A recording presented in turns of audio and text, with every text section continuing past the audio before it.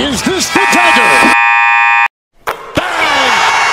What up, JP Nation? It's your boy JP. If you're a new subscriber, welcome to my channel where we do basketball reaction videos and other basketball content. If you're a returning subscriber, welcome back to my channel. For the new subscribers, if you like the game of basketball like I do, make sure you subscribe to It's Just JP down below and click on the notification bell. You know where our next upload is on the road to 40K. Thank you all so much for tuning in. Today we're going to be reacting to 5 times Larry Bird sought revenge from Cross Grove. I'm definitely interested to see in this video how he takes something personally, probably, and then just get revenge on it, or he lost the game and then wanted to get revenge, you know, when they face that same team the next game. Who knows? Or maybe somebody talked trash and then got revenge. Who knows? Larry Bird is just a phenomenal player, and he always backs up his trash talking and had the utmost confidence in his skill set.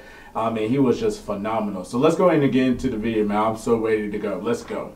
Make sure you rack up the likes too as well. Bird fights Kareem, slings the elbow, and now is yelling at Larry Bird. You could never back down. Jaw to jaw. Once you do, people look at you different. You had to stand up for everything you believed in, and even if it's the one playing basketball, if somebody took the gloves off and wanted to go, you had to go. If you didn't, there's no use playing. I like that. I like that. When you take a look at Larry Bird, at first glance, he might not seem like the most intimidating guy. He doesn't really look like a scary dude at all. Many believed they could get away with pushing his buttons. But one thing you should know about the hick from French Lick, he always gets the last laugh. Game 5 of the first round in the 1991 NBA playoffs, Boston Celtics versus the Indiana Pacers. Story. Larry Bird was approaching the end of his career. He had some serious back problems he was dealing with, and wasn't quite sure how much longer he can go. In fact, before this deciding Game 5, his teammates said that he was even struggling to put on his uniform. That's how much pain he was in. But with the series tied up 2 games apiece, he knew he had to use every last drop of fuel that was still in the tank. And on the other side was Chuck Person, nicknamed the Rifleman. Throughout the years, these two were sort of rivals and always talked trash to one another. For example, before a Christmas Day game, Person said to the media that he was going bird hunting, and when that comment made its way back to Bird, Bird made sure he would deliver a present to Chuck. Bird shot a 3-pointer right in front of Person, who was sitting on the bench, then turned around to look at him and said, "Merry Christmas." Before the shot had even gone in yet. He would pull those kind of stunts before Steph even did it. So these two had some history, which made this elimination game all the more epic. The game was just like the previous 4 games in the series, very competitive and highly entertaining, both battling to keep their season alive. But with 4 minutes left to go in the first half, an unfortunate event would take place. Larry Bird dives for a loose ball, but ends up landing on his face, and immediately had to head back to the locker room. And it turns out that he broke his cheekbone, so the Celtics had no other choice but to play on without him. Boston was trying their best to hang in the game, but were obviously struggling to do so without Larry. I mean, you know, concussion, cheekbone, back, there's just so many stories regarding about this one that I heard and all that, and we keep watching videos too as well, so concussion, cheekbone's definitely correct right there, so. While Chuck Person was definitely having fun. He was acting cocky the whole time, thinking that his Pacers were on the verge of advancing to the next round. But little did he know, Bird was actually keeping tabs on the game in the back, and couldn't stand the arrogance that the Pacers were displaying. So with 6 minutes left to go in the third quarter, he decided to return back to the game to shut him up. The image of him coming out of the tunnel was like something you would see in a movie, as the crowd gave him a much-deserved standing ovation. The doctor said that he probably had a concussion, but he did not let that stop him. His heroic efforts ignited a spark in the Celtics, as Boston took a commanding lead and never looked back. Bird ended the game with 32 points and willed his team to victory. Yeah, it is a little special because I've known Chuck for a while and we always had run-ins, but it always seems like I get the last word. Here's another instance instance where the old man had to show the youngster who's boss. Oh. First, we have to talk about a matchup that Bird and Petrovic had in March of 1992. This game, Drazen was lighting it up. He shot 65% from the floor and was perfect from deep. He was a leaving great Bird player and the too. Celtics extremely frustrated. Just when you thought Lost he him was 2 finished, cents. he put the dagger in Boston's heart unapologetically. He's open for the jumper. We're tied.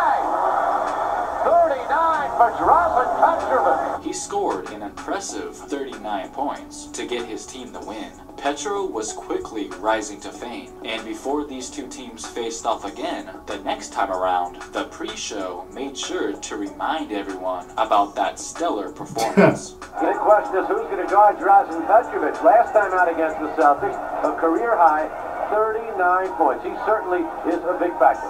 And the way he was shooting in the Celtic game up there in Hartford, no one could guard him.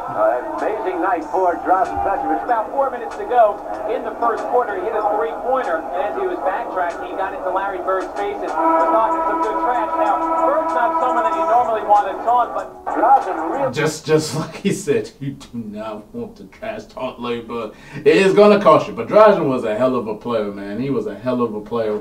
Our NBA team. It's unfortunate that we lost him at a young age due to the car wreck in '93. I mean, imagine if he was still living. I mean, he was on his way to becoming like an all-star, superstar. Don't know how many championships he would have won, but he was a great player, really great player, could shoot the basketball. I mean, and then he wasn't afraid of anybody. He was going up against Jordan and was giving Jordan the business too at one point. So shout out to Drazen Petrovic, RP to him. Let's get back to the video. Really lit it up in that last meeting in Hartford with 39 points. All this hype that was going around about Drazen, you know Bird was listening. You could tell he was salivating at the mouth for some payback. Score of 8-2. We play 240 seconds. Here's Larry Bird. forget about that one.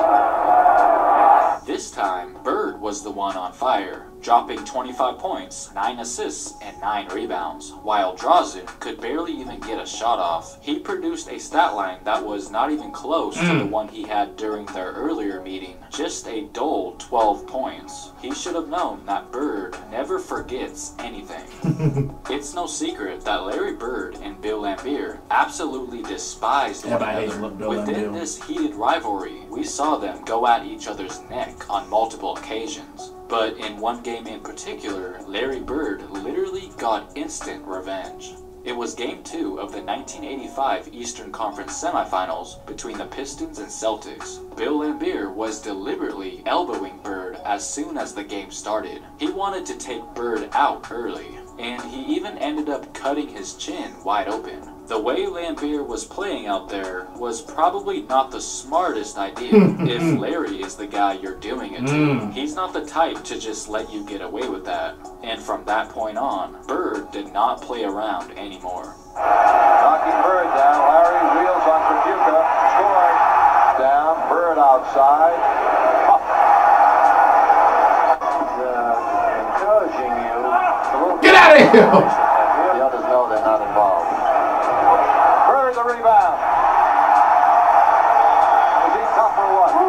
34 in the game for Larry Bird. Now, don't get it twisted. Larry definitely welcomed physical play with open arms. But when you go out of your way to literally draw blood, all you end up accomplishing is releasing an angry Bird from his cage. He put up 31 points in the second half alone and wound up with a total of 42 points, making Bill instantly regret his actions.